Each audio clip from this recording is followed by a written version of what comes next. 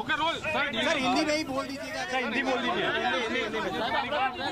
पहला गुजराती अरे भाई बधामा चालશે हिंदी भाई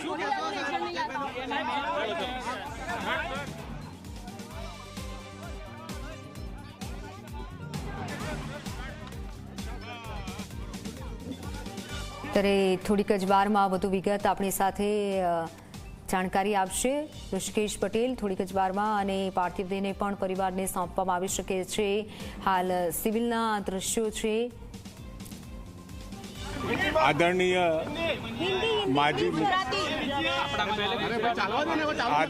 माजी मुख्यमंत्री विजयभाई रूपाणी साहेबનું ડીએનએનું ક્રોસ વેરિફિકેશન થયું। એ સમાચાર મળતાની સાથે આદરણીય મુખ્યમંત્રી ભૂપેન્દ્રભાઈ પટેલ સાહેબ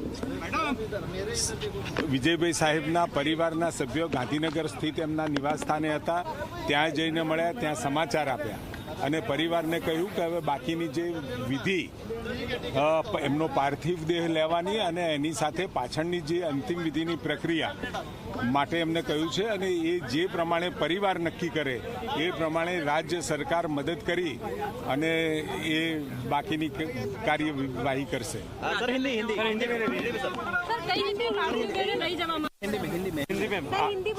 आदरणीय माजी मुख्यमंत्री विजयभाई रूपाणी साहब का डेड बॉडी उनका पार्थिव देह का क्रॉस वेरिफिकेशन डीएनए का हो गया है और ये समाचार मिलते ही आदरणीय मुख्यमंत्री भूपेंद्र भाई पटेल साहब उनके गांधीनगर निवास स्थान पे जाके ये न्यूज़ दिया है, ये समाचार दिया है और साथ में उनको बोला है कि अब बाकी की जो कार्यवाही करना है, राजकोट में उनका जो पार्थिव देह है किस तरह से ले जाना है और बाकी की अंतिम विधि के लिए वो परिवार जो तय करेगा उस हिसाब से पूरी राज्य सरकार सपोर्ट करेगी। पार्थिव देह लेने के लिए कितने बजे उनका परिवार वो परिवार तय करके हमें बोलेगा।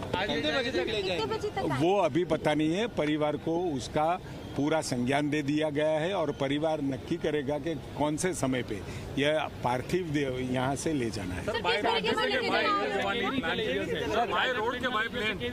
अरे भाई मैंने ये बताया है कि परिवार तय करके बोलेगा कि उनके पार्थिव देह को किस तरह से राजकोट ले जाना है, वो परिवार तय करके बोलेगा, उसी हिसाब से राज्य सरकार काम करेगी। अंतिम दर्शन का कार्यक्रम वो सब परिवार तय करेगा और राजकोट स्थित निवासी हमारे भारतीय जनता पार्टी के और परिवार के जन के लोग जो भी फैसला करेगा उस हिसाब से उनके अंतिम दर्शन की या फिर अंतिम संस्कार विधि की जो प्रक्रिया करनी है वो लोग परिवार के लोग तय करेंगे।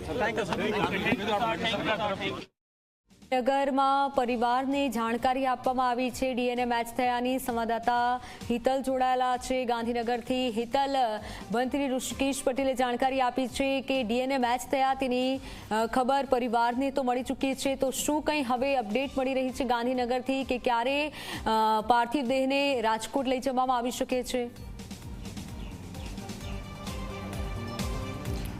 जी ચોક્કસ એવું કહી શકાય કે અત્યારે પણ હજુ પૂર્વ મુખ્યમંત્રી વિજય રૂપાણીના પરિવારજનો વચ્ચે ચર્ચા ચાલી રહી છે, એમના નિવાસસ્થાને ચર્ચા ચાલી છે। હજુ સત્તાવાર રીતે અહીંથી કોઈ સીધી જાહેરાત કરવામાં નથી આવી, પણ જે પ્રકારની સૂચના મળી રહી છે એ સૂચના લીધે જોવા જઈએ તો અહીંથી પરિવાર સિવિલ હોસ્પિટલ જશે, ત્યાં પાર્થિવ શરીર જે છે વિજય રૂપાણીનો એનો સ્વીકાર કરવામાં આવશે અને સ્વીકાર કરીને એ રાજકોટ પછી લઈ જવામાં આવશે, એ પ્રકારની અત્યારે જાણકારી મળી રહી છે। સ્વાભાવિક છે કે હજુ પરિવારજનો વચ્ચે ચર્ચા ચાલે છે અને ચર્ચા કર્યા પછી આખરી નિર્ણય લેવામાં આવશે અને એ અંતર્ગત તેની સત્તાવાર પણ જાહેરાત કરવામાં આવશે। જી બિલકુલ બિલકુલ, આપ જોડાયેલા રહેશો। તો સંવાદદાતા રાજકોટથી ગૌરવ પણ જોડાયેલા છે। ગૌરવ, પરિવારને જાણકારી આપવામાં આવી છે ડીએનએની, એટલે હવે પરિવાર નક્કી કરશે અને થોડીક જ વારમાં મૃતદેહને પણ સોંપવામાં આવી શકે છે પાર્થિવ દેહને। તો રાજકોટમાં અત્યારે શું હલચલ છે, કારણ કે અંતિમ દર્શન માટે પણ પાર્થિવ દેહને રાખવામાં આવી શકે છે?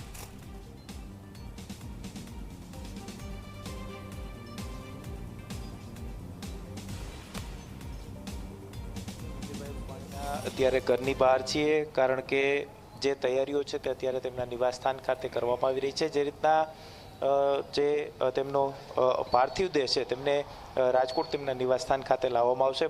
મુખ્યમંત્રી ભૂપેન્દ્રભાઈ પટેલ દ્વારા જે રીતના તેમના પરિવારની સાથે જે મુલાકાત કરી અને તેમના ડીએનએ મેચ થયા હોવાના સમાચાર તેમના પરિવારને આપ્યા છે. ત્યાર પછી તેમના જે સ્નેહી